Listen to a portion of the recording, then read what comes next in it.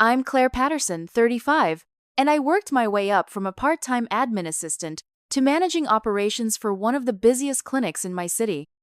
I've always been the one people could rely on, especially my younger sister, Jenna.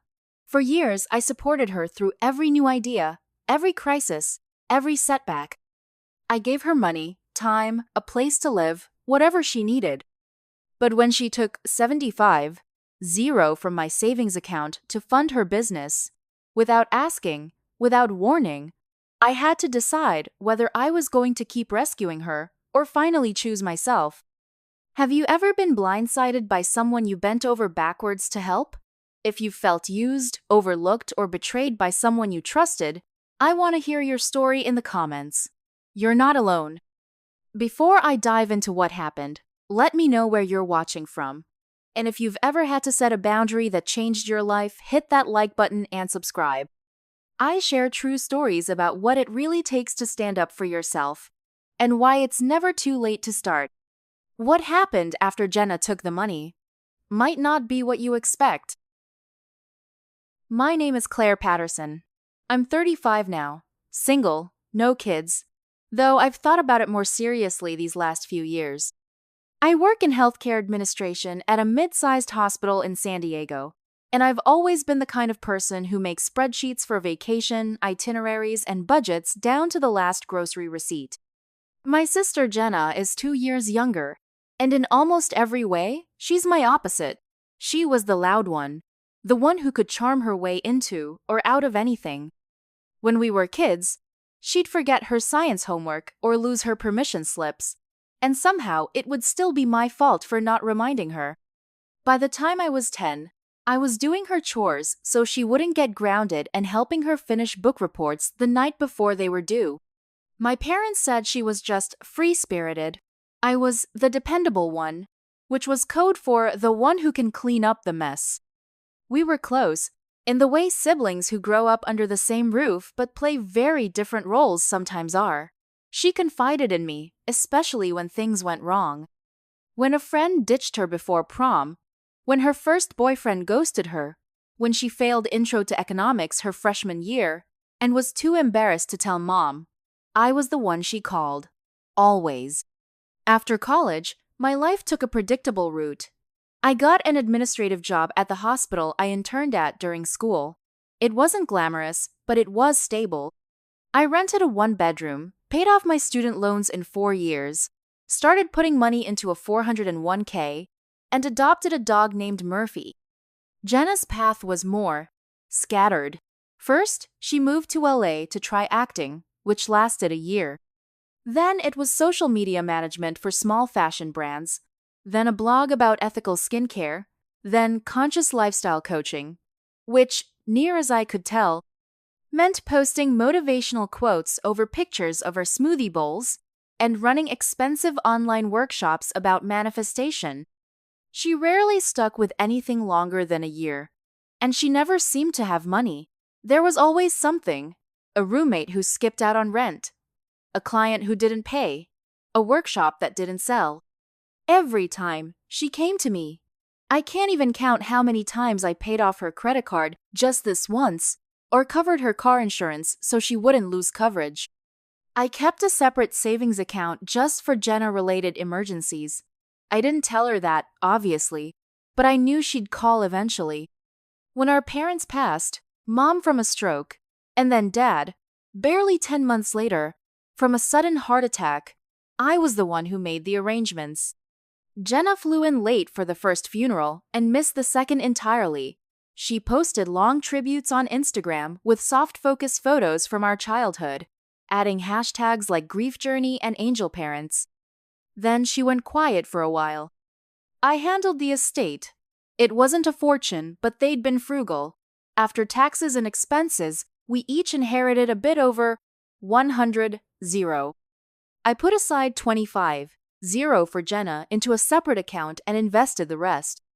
My own portion went toward a more solid emergency fund, long-term investments, and I started thinking, quietly, about options like IVF. Not that I'd made any decisions yet, but I liked knowing I could. Jenna didn't ask about the money for months. When she finally brought it up, it was in the context of a new project, an inclusive wellness brand that she said would revolutionize the industry. She had a pitch deck, colorful mock-ups, a vague partnership with a graphic designer in Austin. It looked pretty, but there wasn't much under the surface. "I'm not asking for a handout," she told me over brunch one Sunday. "It's just like a bridge investment. You'd get it back as soon as we launch." I told her I'd already set her portion aside. I even offered to help her write a real business plan, connect her with a few people in my professional network who'd started small health-focused companies. She smiled and said, "You're the best." But she didn't take me up on any of it. A few months later, she moved in with me. Her lease was up, her business partner had dropped out, and she didn't want to waste money on a new place until she figured out her next steps. I told myself it would be for a month or two. It turned into 6. She was pleasant, for the most part, always upbeat. She'd cook sometimes, though she wasn't great at it, and she cleaned when reminded. But she didn't pay rent or utilities or anything really. She kept saying she'd Venmo me for groceries and never did. I covered everything. Again. And I don't think she was malicious about it. That's the thing. Jenna didn't storm in and demand things. She smiled and charmed and deflected. She made you feel like saying yes was natural, like it was part of the script. She started bringing people over, friends from her business mastermind group, a guy she met at a co-working space. They'd hold loud brainstorming sessions in my living room while I tried to work in my bedroom. Once, I walked into the kitchen and found someone I didn't know pouring almond milk into my coffee mug. When I said something about it, Jenna just laughed. "Oh, he thought it was his. I'll wash it later."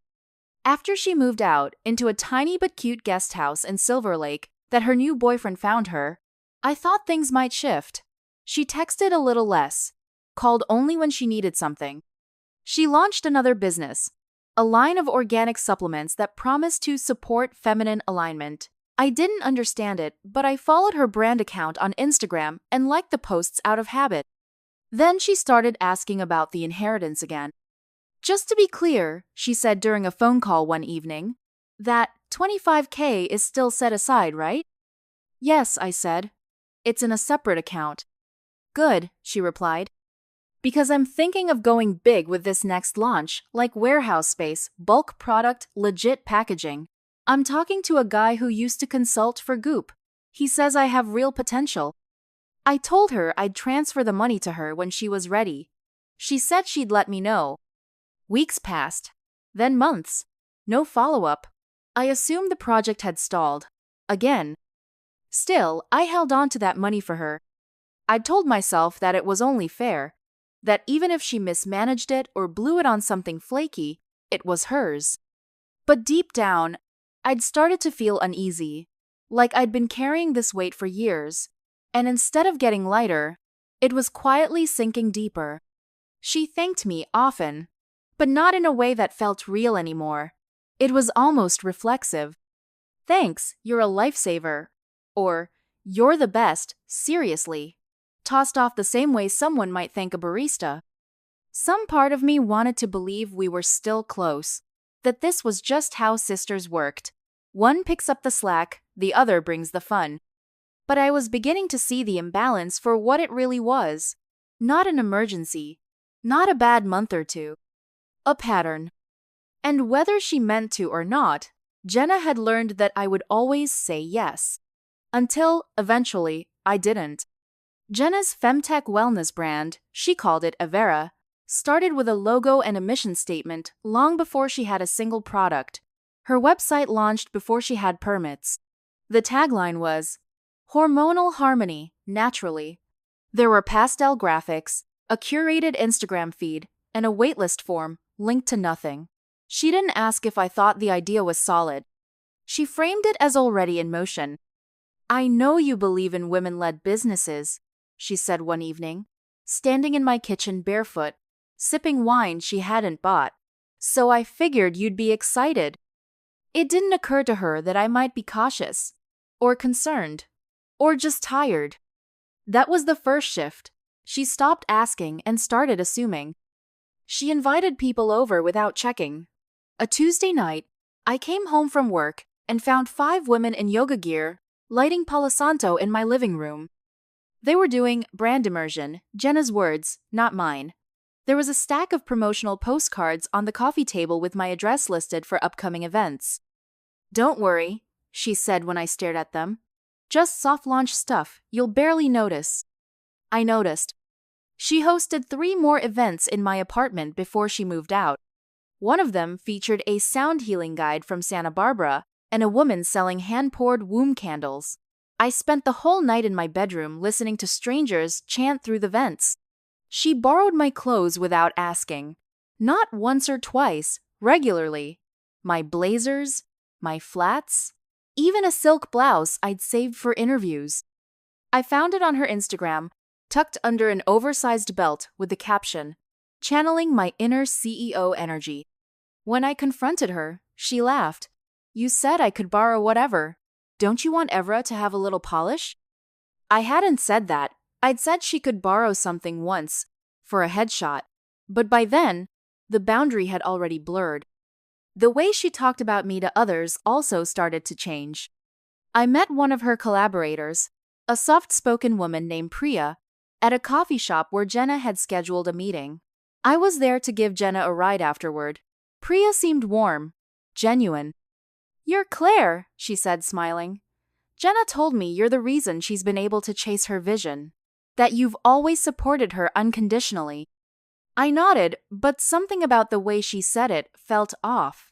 Like I'd been folded into Jenna's origin story without my consent. It kept happening. One of her blog posts mentioned me. "My sister Claire kept us close after our parents died. She's the anchor that let me be free." It read like a compliment, but it didn't feel like one. It felt like I'd been flattened into a supporting character. She even started telling people that she helped me during my corporate burnout phase. I had no idea what she was referring to. I'd never burned out. I'd worked, paid bills, showed up. But in her version of things, I was the cautious one, fearful, uninspired.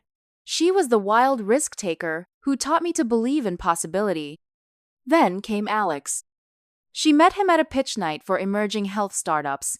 He wore expensive sneakers and had a buzzword for every sentence. Synergy, scale, disruption.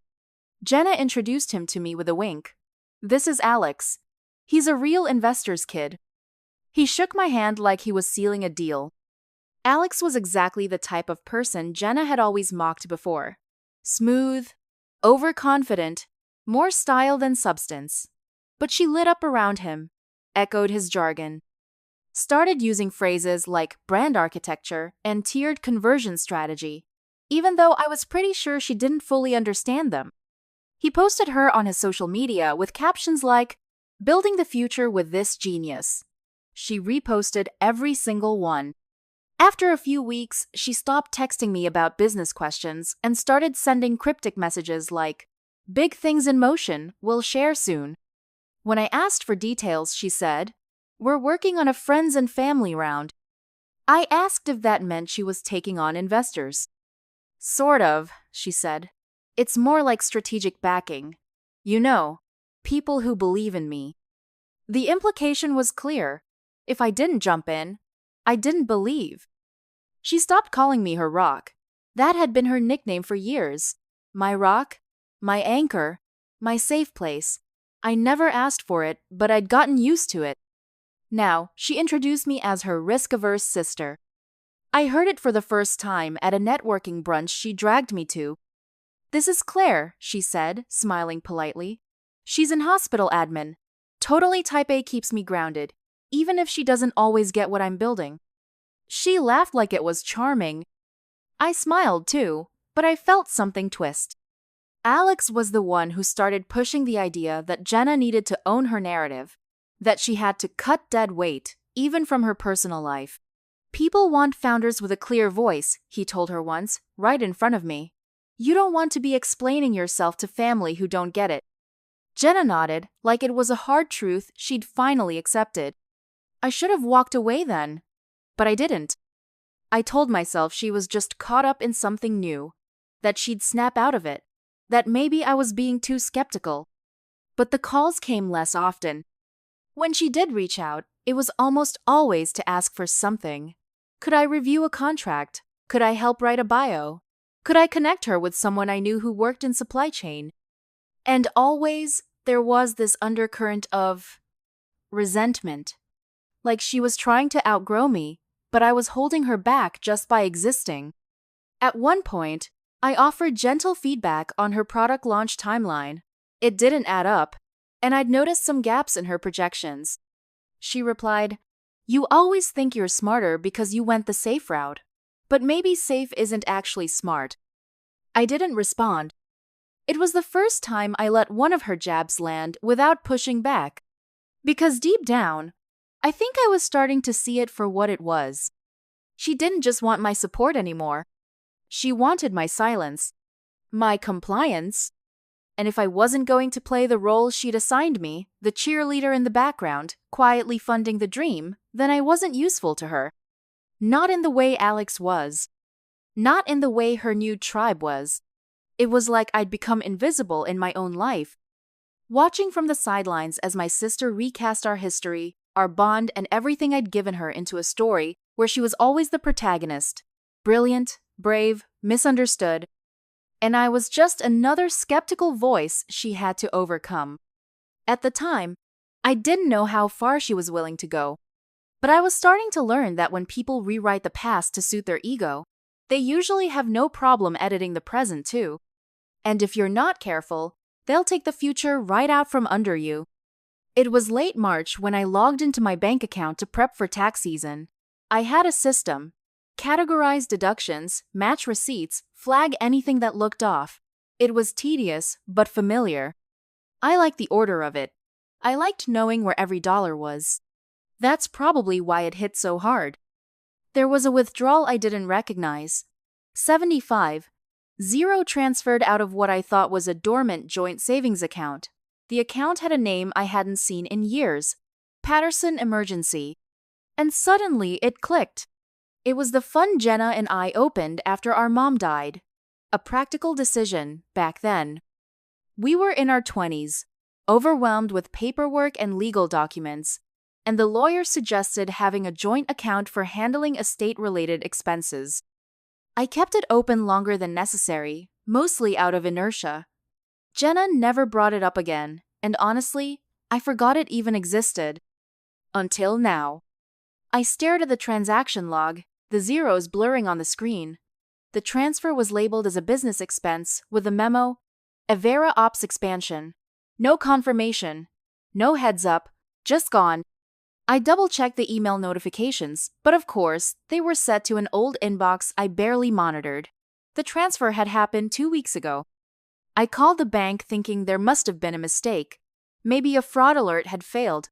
Maybe someone had spoofed her name. But no. The representative read me the login details, IP address, device used. It matched Jenna's laptop. She had full authorization. I sat at my desk in silence, barely aware that my coffee had gone cold. At first, I didn't even feel angry. Just hollow, like the air had gone out of the room. I texted her, "Did you take money from our joint account?" She didn't reply for over an hour. When she did, the message said, "Can we talk later? I'm at a pitch meeting, RN." Later turned out to be 9:17 p.m. when she called, casual as ever. "Hey," she said. "Sorry about earlier. Today's been nuts. You saw the transfer?" I didn't say anything right away. I was still trying to understand how this had become a conversation instead of an emergency. "You didn't think to ask me first?" I finally said. There was a pause, but not the kind that signals guilt. More like the kind someone takes when they're choosing how to frame a defense. "I thought you'd be fine with it," she said. "You've always said that money was just sitting there. And it's for the business. It's not like I'm blowing it on clothes or vacations." "You took $75,000, Jenna." "I invested it. It's a warehouse lease. We needed storage for the new supplement line. It's a strategic move." She sounded like she was quoting someone. Probably Alex. "You had no right," I said, my voice quieter than I meant it to be. Oh, come on, she snapped. It's not like you need the money right now. You're doing fine. This is going to pay off for both of us. I could hear the shift in her tone, the defensive edge sharpening into something almost patronizing. You have to stop seeing money as a safety net, she went on. It's a tool. It's meant to move, to flow. I'm creating something real here. I wanted to hang up. I didn't. I said, you used my money without my consent. Her silence this time was longer. Then, you're blowing this way out of proportion. I hung up. We didn't speak for 3 days. On the 4th day, she sent me a voice note. It was upbeat, chipper even. She thanked me for supporting the vision and said she'd send me some early product samples as a token of appreciation. That word, token, stuck with me. I didn't reply. Instead, I printed out the bank statement, circled the transaction, and stared at it for a long time. I thought about what I could have done with that money. The fertility consultations I'd put off, the down payment I'd been quietly saving, the buffer I relied on to sleep at night. It wasn't just the amount. It was the assumption, the entitlement, the fact that she didn't even feel the need to warn me. For days, I replayed our conversation, her tone, her excuses, the part where she said, "It's not like you need the money," as if stability meant I didn't deserve boundaries. I kept thinking back to all the times I'd helped her before, when her car got impounded and I paid the towing fees, when she maxed out her credit card and I quietly paid it down without mentioning it again, when I let her live with me rent-free for half a year and pretended it was fine. Each moment layered on top of the next until this, the theft, because that's what it was, felt less like a surprise and more like an inevitability. I told one person about it, my friend Marisol from work. She listened, didn't interrupt.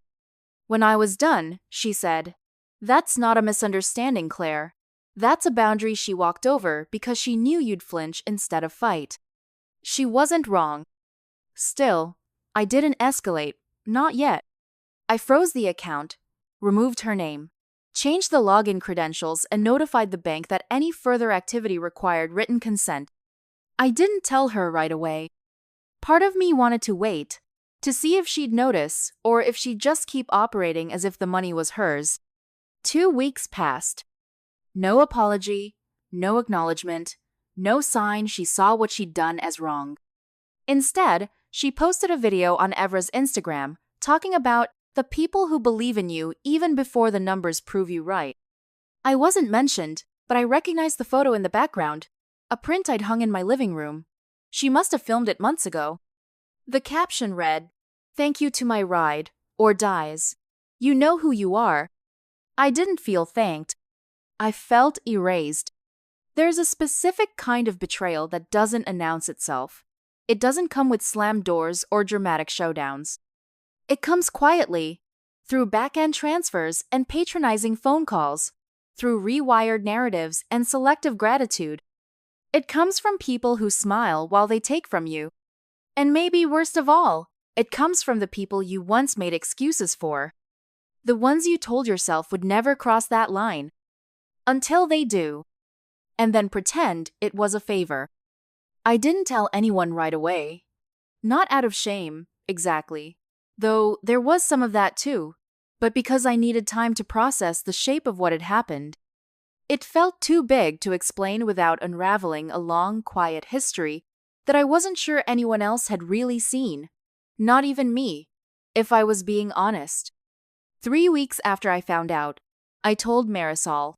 We were sitting on a bench outside the hospital cafeteria, watching the sun start to dip behind the loading dock. It was our unofficial end-of-week ritual, 10 minutes of air before heading back inside to finish the final emails that somehow always multiplied on Friday afternoons. "She took the money," I said, watching a delivery truck reverse into the loading zone. 75,000 from the old joint account. She didn't even ask. Marisol didn't say anything right away, just looked at me like she was waiting for the rest. I handed her my phone. She scrolled through the screenshots, bank records, the memo line, the time-stamped message where Jenna had called it an investment. When she was done, she handed the phone back and asked, "Why are you protecting her?" I stared at the cracked pavement in front of us. "I'm not," I said, but it didn't come out convincingly. "Yeah," she said. "You are." It wasn't accusatory, just quiet, observant, true. I'd been protecting Jenna for so long, I didn't even notice I was still doing it. Protecting her reputation, her version of events, her fragile ego, her future prospects. I told myself I was keeping the peace. I told myself family meant grace. But really, I was absorbing the impact. I went home that night and opened a new spreadsheet. Just for myself. Not to track Jenna's expenses or revise one of her business proposals, but to start tallying, line by line, everything I'd ever given her. Rent coverage, 4,200. Credit card payoff, 2019, 3,800. Emergency dental bill she forgot to submit for reimbursement, 1,500. Groceries, rides, unpaid loans, favors. Time. So much time. It was almost comical how consistent the pattern had been. She made a mess. I cleaned it up. She framed it as sisterhood. I framed it as love. But the truth underneath was harder to ignore now. I wasn't her sister. I was her safety net. And like most safety nets, I wasn't supposed to be seen. Just trusted to catch her every time. I kept trying to trace the moment when that shifted from loyalty to enabling. I don't think there was a clear moment.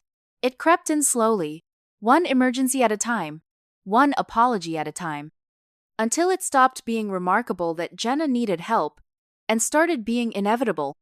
I thought about how many vacations I'd postponed because the budget felt too tight, how many times I'd said no to things I wanted out of some warped sense of financial responsibility. I remembered standing in line for a prescription last fall, doing mental math to make sure I could still afford the IVF consult I'd scheduled for January. I ended up canceling it. And now I was supposed to believe that $75,000 was a strategic investment without even a conversation? She didn't just take the money. She took the choice. She took my autonomy. She decided her dream was worth more than my security. And she made that decision without even looking me in the eye. There was no apology, no attempt to repair. Just a voice note thanking me for believing in her, as if my consent had been implied by our shared DNA. I started having trouble sleeping, not from anxiety, at least not the kind I could name, but from this constant hum of realization. My phone would buzz with Evra updates, email newsletters I never signed up for, glowing posts about product launches and founder panels. Each one felt like a billboard reminding me that my boundaries were invisible to her. Marisol texted me one night after I vented again. "You keep looking for accountability in someone who doesn't even believe she owes you one." That was the turning point. I realized I'd been waiting. Not for money. For recognition. For Jenna to look at me and say, "What I did was wrong, and I'm sorry." But people who rewrite the story rarely feel compelled to revisit the pages they've already torn out. A week later, I deleted Evra from my social feeds. I archived our old texts. I took her off my emergency contact list at work. Small things, but deliberate. I didn't confront her again. There was nothing left to clarify. The betrayal wasn't a misunderstanding. It was a decision. She knew what she was doing, and she did it anyway. At some point, I remembered something my therapist said years ago, back when I was dealing with burnout from overcommitting to family obligations. Just because you've carried something for a long time doesn't mean it was ever yours to hold. I wrote it down on a sticky note and stuck it to my bathroom mirror. I started to feel the difference between silence and stillness. Silence was what Jenna needed from me, agreement by omission. Stillness was what I needed for myself. A pause long enough to see the full picture, to understand how I'd been complicit in the imbalance. When you love someone like that, fully, repeatedly, without limits, it's easy to mistake your exhaustion for devotion. But the body keeps score, and eventually, mine had enough. By the end of the month, I'd moved the rest of my savings into a new account, one with multi-factor authentication and no lingering links to old family files. I contacted a lawyer to officially close the joint account and requested a notarized letter stating that any further use of my name or funds in business matters required written authorization. I didn't know if Jenna would ever try something again, but I wasn't going to leave the door open for it. I made a note to update my will too, just in case. Jenna didn't notice the distance. Or if she did, she never said anything. She posted photos from a branding shoot in the desert. "Desert light for a new era," the caption read. I wasn't surprised. Because that's the thing about people who only value you for what you give. They rarely notice when you stop giving. Not until it impacts them directly. I still wasn't angry. Not in the way people expected. It wasn't about rage or confrontation. It was about clarity. The slow, painful clarity of recognizing that the person you trusted to treat you with care never actually saw you as anything more than convenient. And once you see that clearly, you can't unsee it.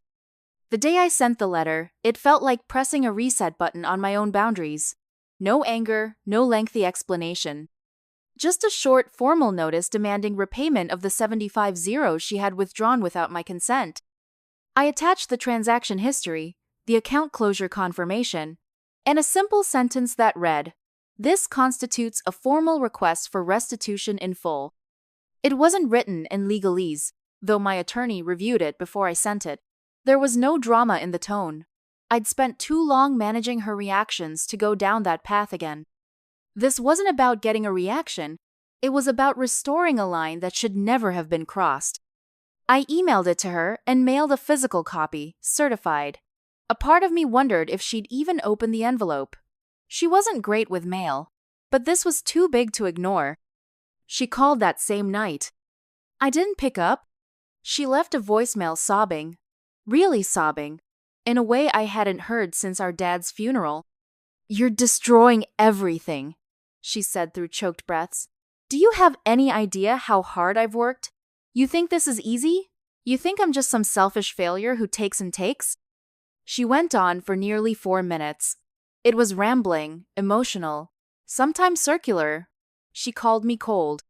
Said I'd never understood what it's like to believe in something bigger than yourself. At one point, she accused me of wanting her to fail. "You've always been jealous, Claire," she said. "You hide it well, but I see it." That part made me laugh, not because it was funny, but because it was so far from reality it didn't even sting. I saved the voicemail, just in case, but I didn't respond. The next day, I got a call from her cousin Tyler. He's a junior associate at a mid-sized law firm and the kind of guy who uses phrases like, "Let's circle back" in everyday conversation. He left a voicemail too, much more measured. "Hi Claire, this is Tyler," he said. "I'm reaching out on Jenna's behalf to see if we can open a line of dialogue around the repayment request.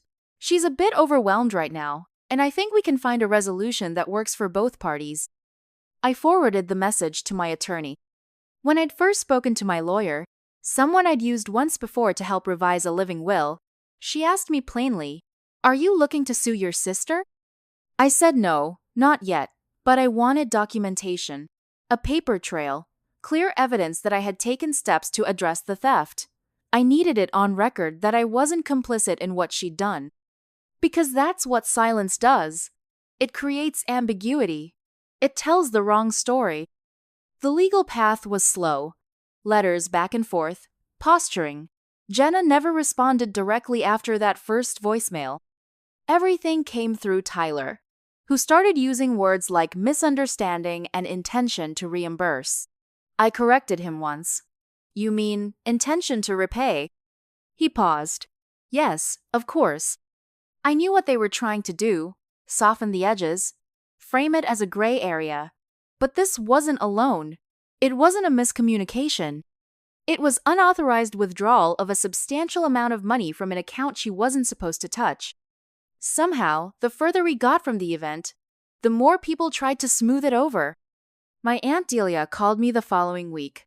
She's always been one of those family above all people, even when it came at the expense of logic. She talked to me like I was overreacting. "Claire, I know what Jenna did wasn't right," she said gently. But is it really worth tearing the family apart? She's trying to build something. You've always been the strong one, the stable one. There it was again. The unspoken rule. I could afford to be hurt because I could afford to recover. I thanked her for the call and said I had to go. I didn't bother explaining. People who rely on you to clean up other people's messes don't usually want the mess named out loud. Then came the text from my mom's sister. Let it go, Claire. She's your sister. She's always looked up to you. She made a mistake. I stared at it for a long time. She made a choice. That's what no one seemed willing to admit. This wasn't a slip or a misstep. Jenna had logged in, clicked through multiple screens, entered her own memo about business ops, and pressed confirm. It wasn't impulsive. It was deliberate. And afterward, she didn't come clean or apologize. She framed it as visionary. What would it say if I let that go? That my money was hers to access because we shared blood? That love meant overlooking theft? That trust could be violated without consequence if the violator cried hard enough. I couldn't do that. Not for her, and not for myself. If I backed down now, I'd be setting the final precedent that what she did was survivable, forgivable, something I could quietly absorb like all the other times she fell short and I filled the gap. But this wasn't the same. This had real stakes. And more than that, it had clarity. So I kept the pressure steady. No escalation, no threats. Just formal reminders of the debt. Just silence when she tried to rewrite the narrative. Just boundaries. Clear, cold, and absolute. She started posting cryptic things on social media. Screenshots of healing quotes. Hashtags about betrayal. One post showed a close-up of her hand holding a mug with the caption, "Some people only love you when you're manageable."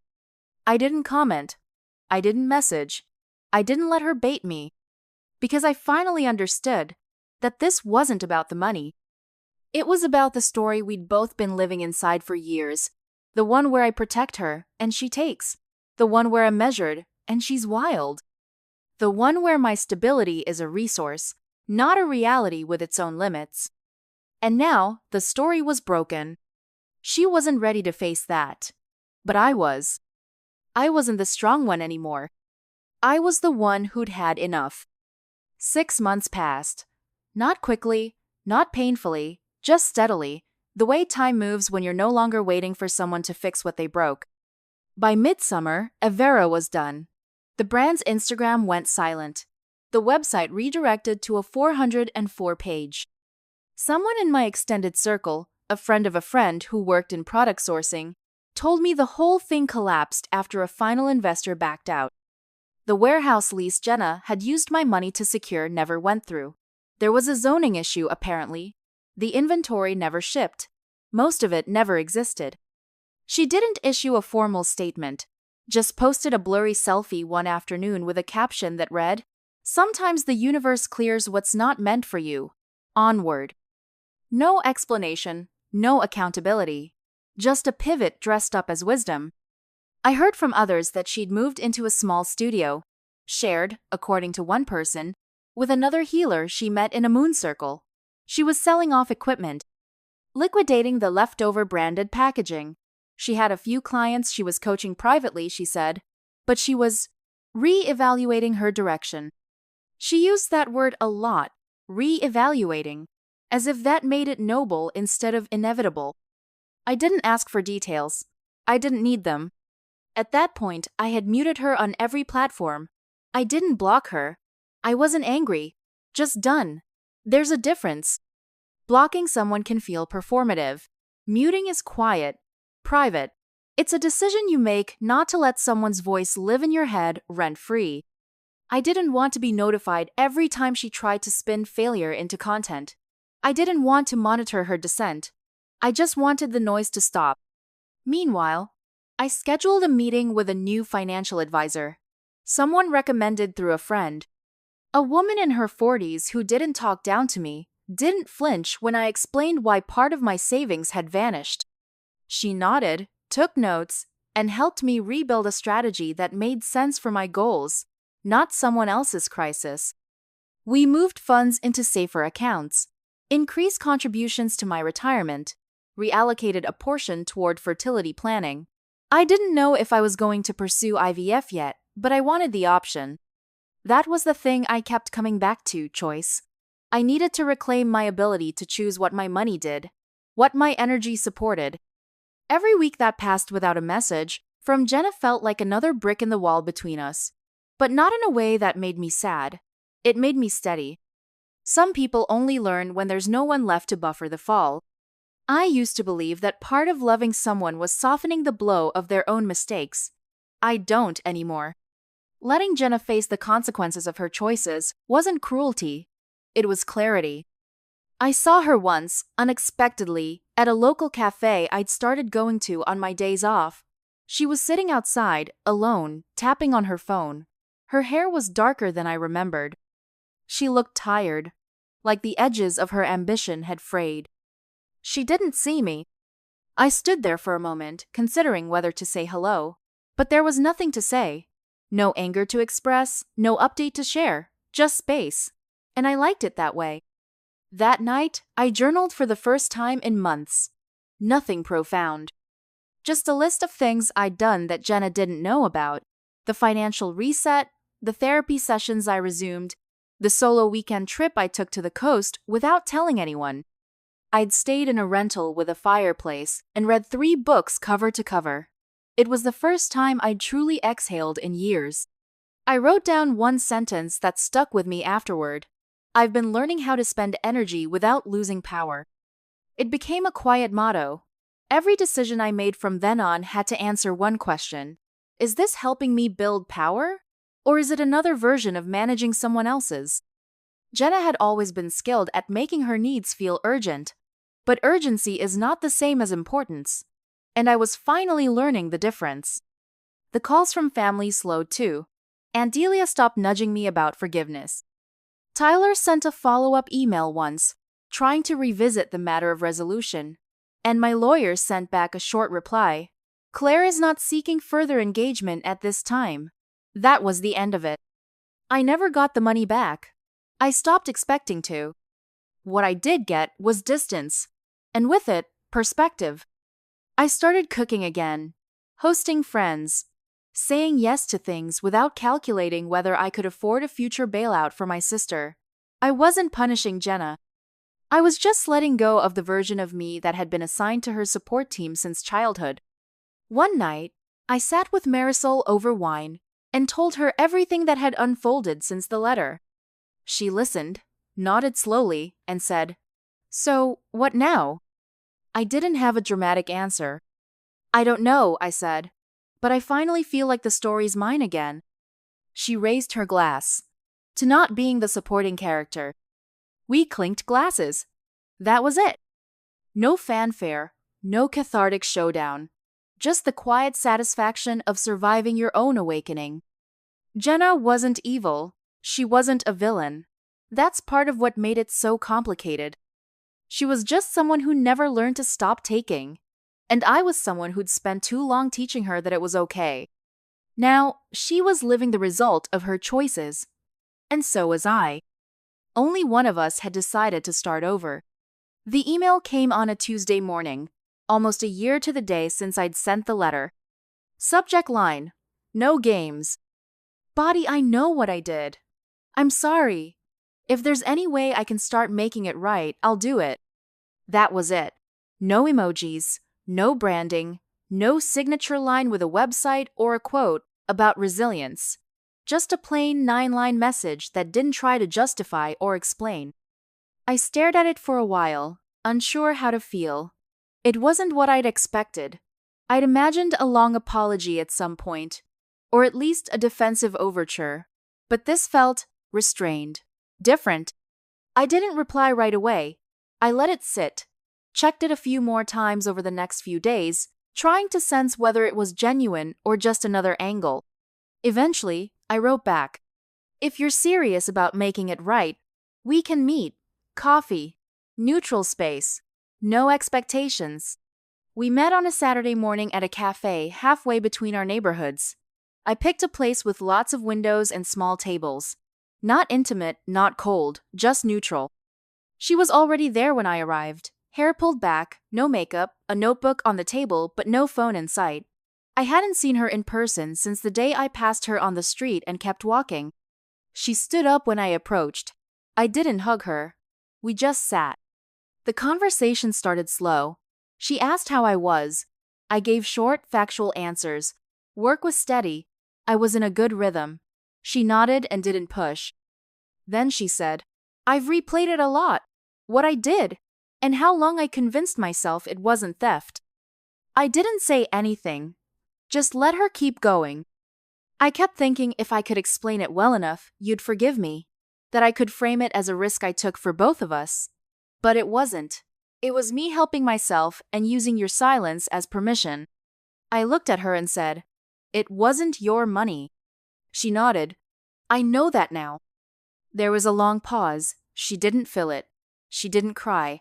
That, oddly, made me believe her more. I told her I wasn't interested in repairing the past. There was too much damage, too much history I couldn't unlive.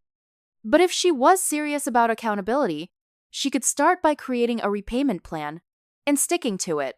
No promises, no lofty projections, just consistent, tangible follow-through. She pulled a folded sheet of paper from her notebook. It was a basic outline, monthly payments, starting small, increasing over time. The first check was attached. It wasn't much, but it was real. I said thank you, and we stood up to leave. No big ending, no second coffee. I walked to my car and sat with the envelope on the passenger seat for a few minutes before heading home. That was the beginning, not of reconciliation exactly, but of a new framework. She sent 2 more checks since then, small but on time, always with a brief note, never more than a few sentences. I respond, but I don't initiate. I don't invite her to dinner. I don't ask about her projects. I don't refollow her on social media. I keep the boundaries clean. Because forgiveness, for me, isn't about pretending it didn't happen. It's about being able to hold what did happen in plain view and still choose clarity over resentment. Sometimes people think boundaries are walls, that they're meant to shut others out, to keep things rigid. But I don't see it that way anymore. Boundaries are frameworks. They're scaffolding for the life you want to build, strong enough to hold the weight, flexible enough to shift when the ground moves. Jenna and I will never go back to what we were. And I don't want to. What we were wasn't healthy. It was lopsided, unresolved, and wrapped in an illusion of closeness that only held up because I kept holding it. Now, things are quieter. She knows not to ask for access, not to blur lines. She sends what she said she would. That's enough for now. Every once in a while, I think about what it would have taken for her to come to this place sooner.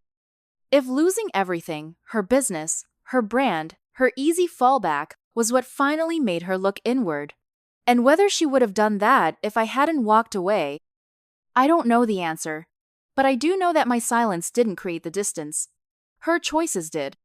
And if she's finally learning from them, then I'm willing to meet her at the place where responsibility lives. But I won't carry her anymore. That chapter is closed. It's been 3 years now. I live in a different part of the city, in a quiet building with wide hallways and more light than I thought I'd be able to afford. I bought a small condo last spring.